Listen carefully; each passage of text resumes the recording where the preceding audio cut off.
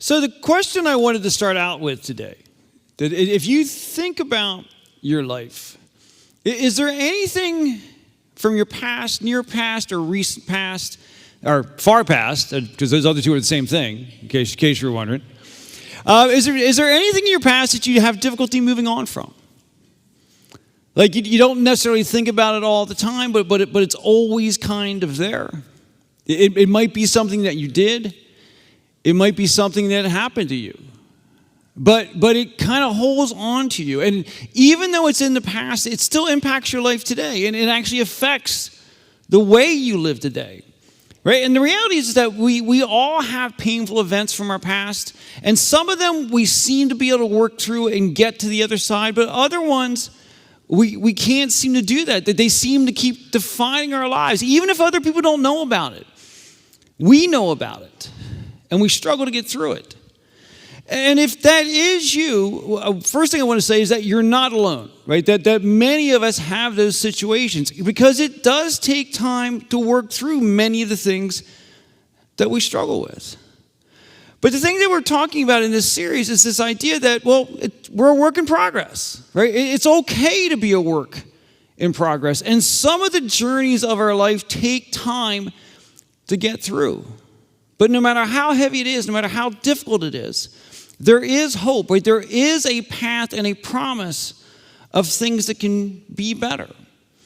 And as we work with or deal with the things that we've been through, that we've experienced, that's a journey.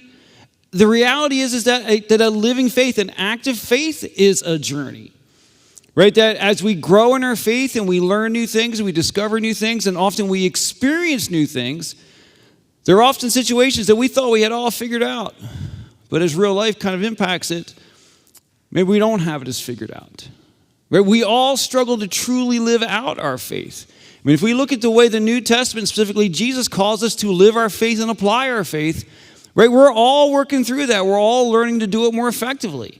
Right? This idea of discipleship, of being a committed follower of Jesus and what that means in our life, right? That none of us are nailing that. Right? Only one did.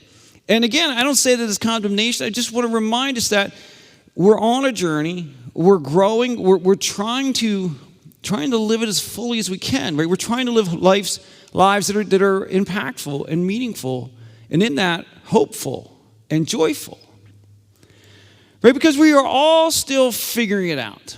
And the goal in this series is to just kind of remind us that no matter who you are, no matter how close you were to Jesus, even physically present with Jesus, they were on a journey as well, right? So throughout this series, we're looking at some of the New Testament people what their life journey was like and what they were experiencing. Because what we often find is that when we read through the New Testament, we see the people who struggled the most, who seem to get it the most wrong, are so often the ones who turn around and do an amazing job. And they're really the ones that are most changed and most transformative and bring the most hope, life, and the love of Jesus into the world. That somehow that struggle along the way seems to strengthen our ability to live out a life as a follower of Jesus Christ. So what I wanted to look at today was a person who was on a journey of faith, but I don't think she even knew it. That she was just trying to get through her life, trying to just kind of get through another day. But then one day has this encounter with Jesus that completely transforms her and actually leads her in a direction where her life is transformed, but she transforms the lives of others. Now, this is another pretty well-known narrative from the New Testament. And this, just like last week, this also comes to us from the Apostle John. And this one is normally known as the woman at the well. Right? This woman who encounters... Did you just eye roll me, Nancy? Did you just eye roll me? I think you did. I think you did. Oh, not that one. I feel like I was just eye rolled. So I will call you out for that. So, but no, it's actually an amazing story. If you tell it right, it's an amazing story. Other people do a bad job. I do a good job when I tell this story. All right? Right? But the thing is that the woman at the well, if you know this, and if you've been a Christian much of your life or been in church much of your life, you have definitely heard this narrative. But I think I might have something a little bit different that we can look at along the way. And what we find is that this narrative occurs very early in Jesus' ministry. And early in his ministry, he's becoming increasingly popular and increasingly well-known. And so he often has to move around because sometimes trouble's starting to stir up and he kind of needs to move along to a place where it's a little bit more safer to be and so forth. And so what happens is that as this narrative begins, Jesus is in the southern part of Israel, in an area known as Judea. Judea is the part of Israel that contains the city of Jerusalem. So he's kind of down in that area.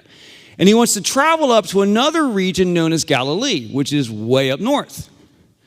Now, between those two places, there's another region known as Samaria. Any guess who comes from Samaria? Samaritans, right? Samaritans show up often in the New Testament narratives. Now, the thing that's really important to understand is that Samaritans and Jewish people have the same history. They descend from the same people. The source of their faith is the Torah, the Old Testament Bible. But somewhere along the way, there was a divergence. And they begin to believe different things. And because of that, the Jewish people, which are the much larger population, see the Samaritans, the smaller population, as people who've gotten it really wrong, sometimes as heretics, that they are people who have corrupted the faith. And the animosity between those two groups of people, the larger Jewish people and the smaller group Samaritans, is such that Jewish people will go to a great deal of effort to avoid dealing with Samaritans. And what happens is that you would think that, well, because the way the journey is laid out, where it's Judea, Samaria, Galilee, the most direct route is, of course, through Samaria. But the feeling of most Jewish people was, I'm not walking through Samaria. The most well-worn path between those two places was around it, to get around. And so as we begin this narrative, John tells us this as Jesus says, hey, we've got to go from Judea to Galilee. John tells us that Jesus had to go through Samaria on the way. Now we know he did not have to go through Samaria on the way. The more popular way was around it. But what's interesting is that the Greek word here that gets translated as had to actually implies an imperative, a need, a pressing feeling of having to go that way. So what John is telling us is that Jesus felt a need to take the path directly through Samaria. Now keep in mind, this is a long journey and it's happening on foot. And, it's the Middle East, so it is hot. Right, so as they begin the journey, they start walking from Judea, they get into Samaria, and as they get to Samaria, they're getting tired. And the thing to remember is that, they would have all gotten tired because they're all walking, but remember that for Jesus, whenever they arrived somewhere, he wasn't kicking back resting, right? He's preaching, he's teaching, he's healing people. So as everyone gets tired on this journey, I think Jesus is getting especially tired.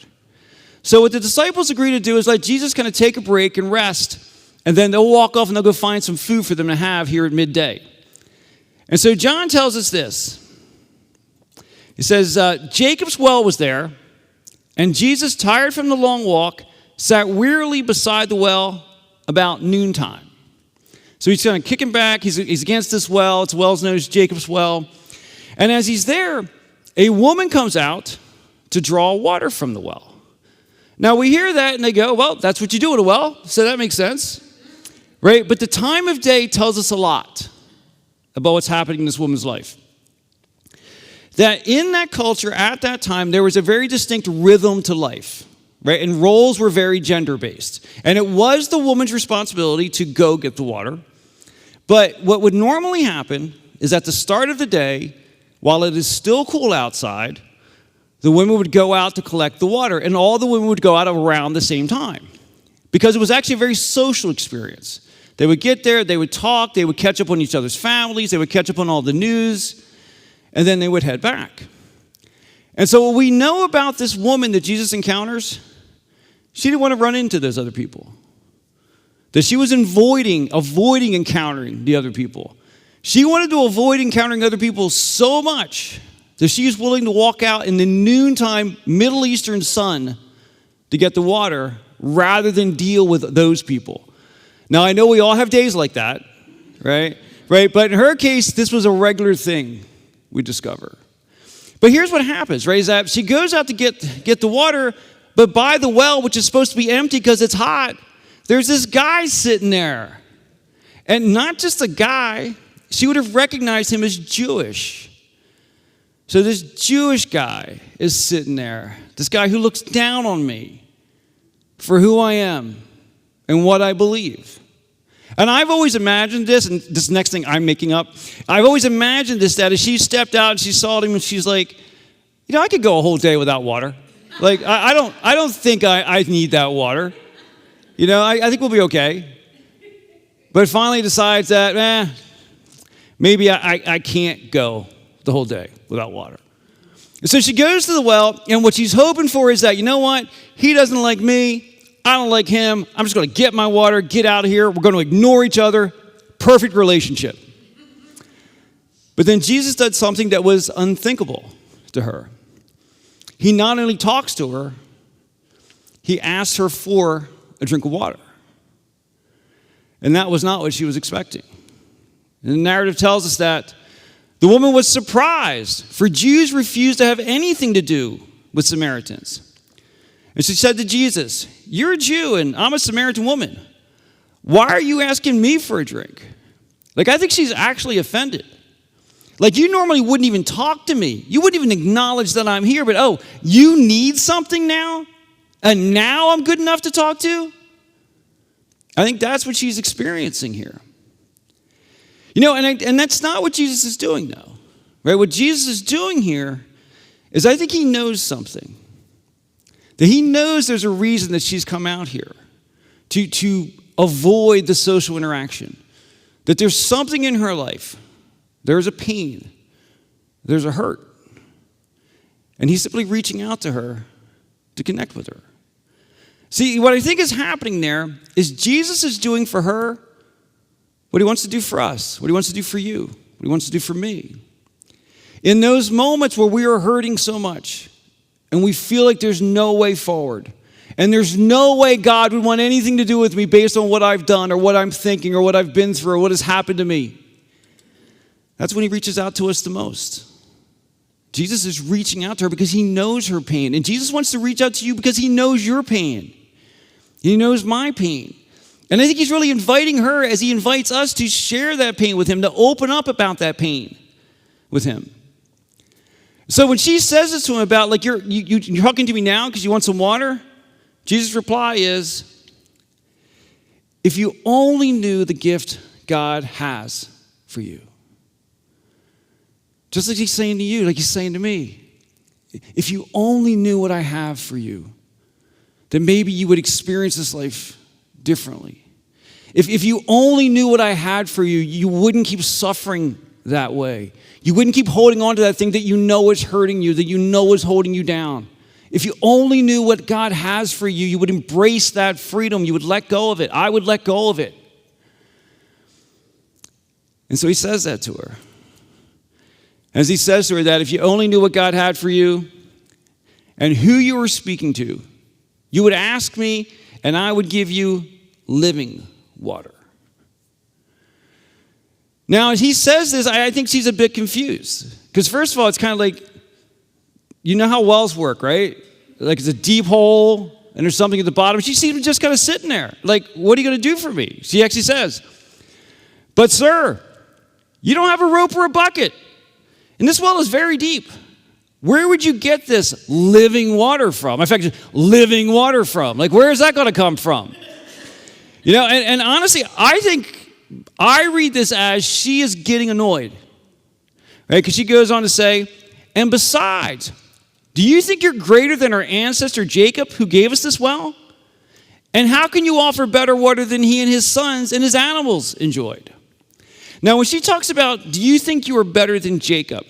Jacob is actually one of the kind of great ancestral people in their lives. So if you read through the book of Genesis, Jacob is the man who's initially known as Jacob becomes known as Israel. And he has 12 sons. And the 12 tribes of Israel descend from, so the 12 tribes of the nation of Israel descend from the 12 sons of the man Israel who was Jacob. So basically, she's turning to Jesus and he says, so you're better than one of the great people of our past, the very person who this is all established from, and you've got something better than he gave to his sons and to their animals and everything that led to the moment that we're here in? You've got something better than that? I mean, she's like, okay, I know you think you're better than me, but you're telling me now you're better than Jacob? But again, Jesus stays cool through the whole thing. And he replies, anyone who drinks this water will soon become thirsty again. But those who drink the water I give will never be thirsty again. It becomes a fresh, bubbling spring within them, giving them eternal life. He's reinforcing that point, that if you only knew the gift God had for you, you would understand that you were created for more than this. You would understand that you were created to live a life that is more rich than this, more full than this, that has more in it than this. I mean, each day, what do? You spend your days hiding, avoiding contact, willing to come out into the heat rather than have to talk to other people, rather than have to deal with all that, hoping you won't run into anyone. And so as you come out here in the mid-afternoon heat, hoping there's no one here, what do? You get enough water to get through today, head back home, keeping your head down, feeling ashamed, hiding out, to do what? Go to bed tonight and do the whole thing again tomorrow. And what Jesus is saying is that that's not the life you were created for. You were created for something so much more than this. And the thing that's so important to recognize here is that he does make this point about it being eternal life. He is offering something that gives eternal life, a life eternally with God. But he also makes a really key point. It is water that is fresh and bubbling. It's alive. It's alive now. Our lives change here. That there is a path where we do find hope in our lives and purpose in our life and joy in our lives. And despite whatever we've been through, there is a way out of it, and there's a way forward, and there's a way to feel connected and alive. He says, that's the water I'm offering, that is something eternal, yes, but it's different now. It's more full now. There's freedom and hope now. Now, she didn't get any of that, right? She just kind of hears, like, okay, you just got this cool water. And there's something that's kind of interesting. She likes this idea of living water, like water I don't have to go get all the time. I like that idea. So I'd like some of that water, please. And so Jesus replies and says, okay, just go get your husband. Now, to us, that sounds like he's being a jerk. Like, oh, go get your husband, lady. You can't handle this, right? But it's actually an issue of etiquette. We have to remember, and we often don't think about this, but Jesus was a single man, an unmarried man, right? And in that culture, it was inappropriate, intemperate for a single man to talk alone with a woman he was not related to. So what you would normally do in that situation is that to have that conversation, a man that she is related to should be present. It could be your father, it could be your brother, it could be your husband. So Jesus says, well, just go get your husband. And this is a crucial moment in her journey, because she actually says something that was so important. She says, I don't have one. Now, why was that important? Well, there's a couple things. One of which is that if she was kind of done with Jesus, you know what she could have done? She goes, sure, I'll get my husband. Let me just get this water real quick, run home, and not come back. But she didn't do that. She opened up about the fact that she didn't have a husband. And what we'll soon see is what that was her first step to coming out of hiding. It was her first step to admitting where her life was. It was her first step to realizing and acknowledging a very heavy truth that she was carrying within her as she starts to come clean with Jesus. So Jesus responds to her and he says, you're right, you don't have a husband. That didn't feel very nice. And then of course she's right. She knows, right? She knows she doesn't have a husband, hopefully, right? But he goes on to say, you have had 5 husbands, and you aren't even married to the man you're living with now.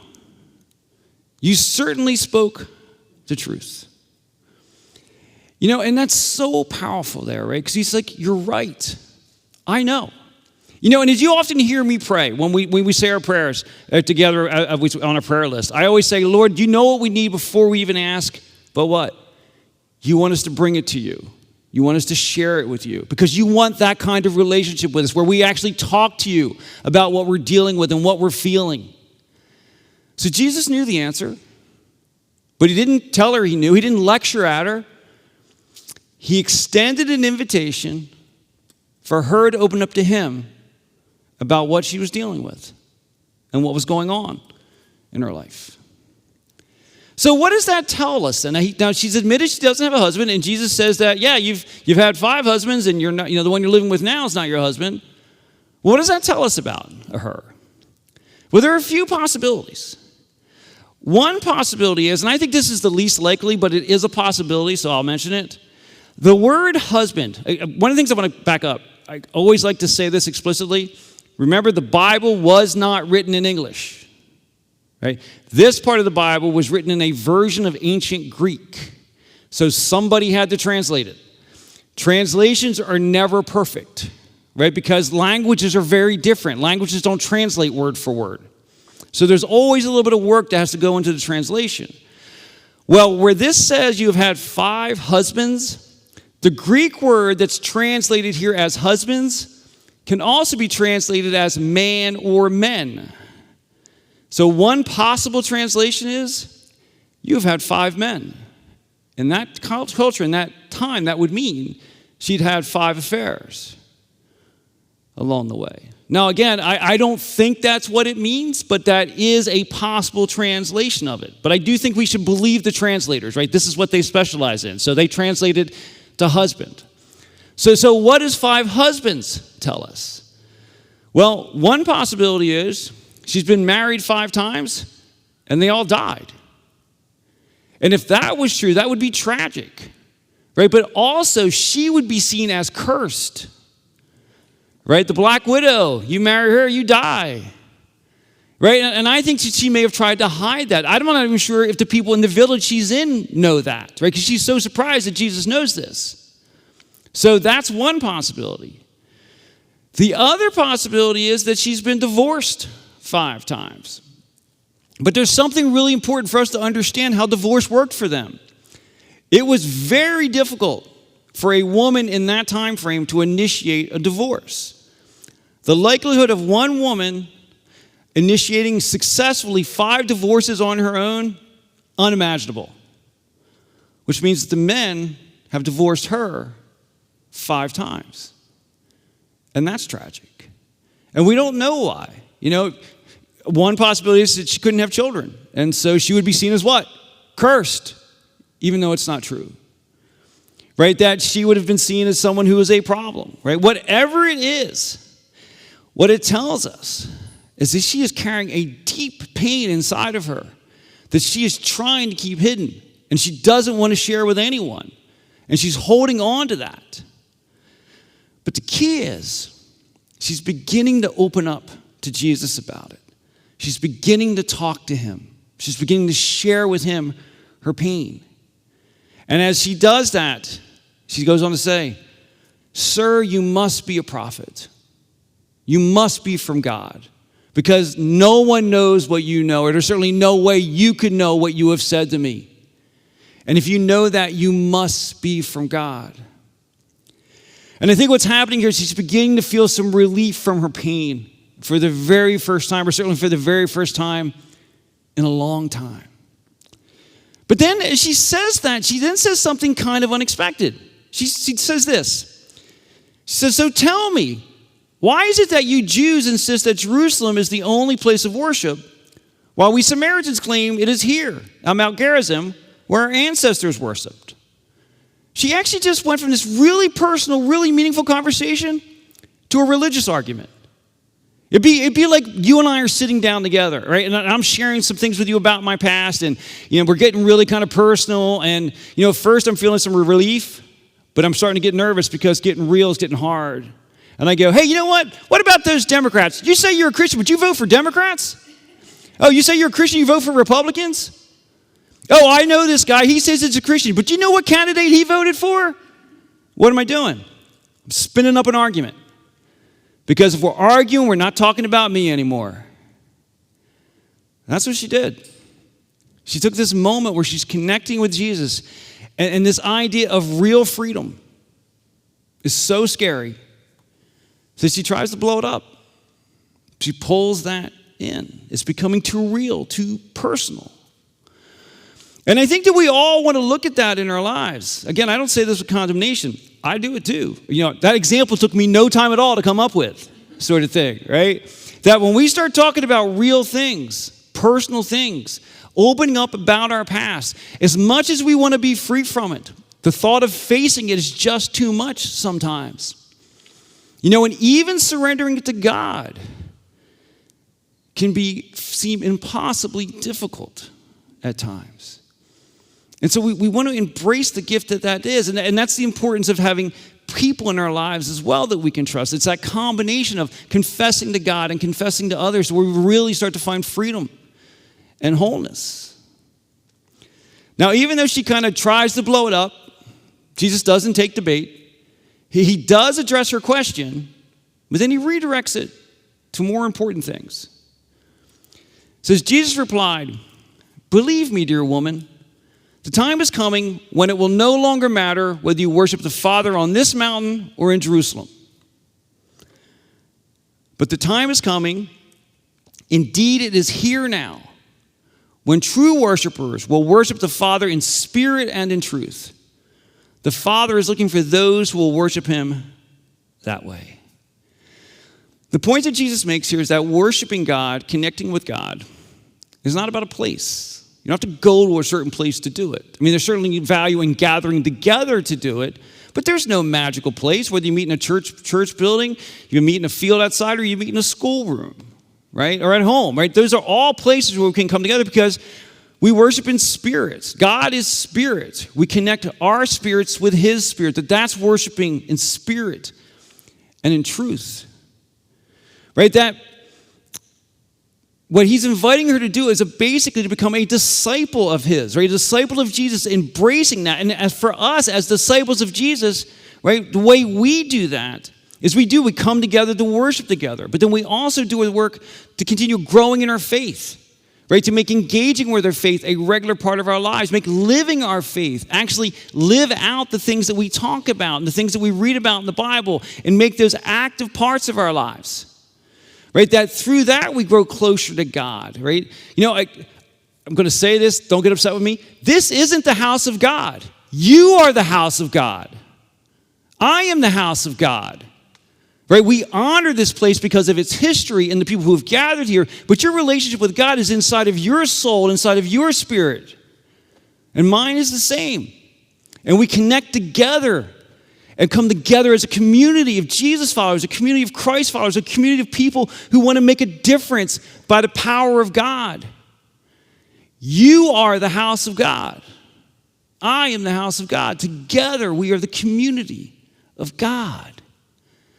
That's what Jesus is talking about here as you come together to worship in spirit and in truth. And so as Jesus talks with her, he tells her that he is the Messiah. And she realizes that, and she believes it. And she internalizes it, and she finally embraces this freedom that is extending to her. And what happens next? It says, the woman left her water jar beside the well and ran back to the village telling everyone, and this is so important, "Come and see a man who told me everything I ever did. Could he possibly be the Messiah? He knew all about me and everything I have done, and he loved me completely as who I am." And she's not even hiding it anymore. He told me everything I've ever done, and I'll tell you too, because that's where freedom is found. That's where life is found. Embracing the fact that the very Spirit of God dwells within you. When you put your faith in Jesus, the very Spirit of God dwells within you and connects with your soul and guides you, and you become the living, breathing house of God. And what we are called to do is exactly what she did. Once we realize that and we accept that, we share that with others. right? We live it out with honesty, with truth, with investing in people, with lifting people up, sharing our faith when it's appropriate, inviting people to come to church with us, right? All of those things are part of embracing that idea of being a disciple of Jesus Christ. That's what it means to live in spirit and in truth. And that is the invitation he extended to her. It's the invitation he extends to you and to me. So my prayer for each of us is, as we step away from this today, to embrace that truth that you are the living, breathing house of God. Take it with you and share it. Lift people up. And through your life and your actions and when necessary, your words, point people towards God.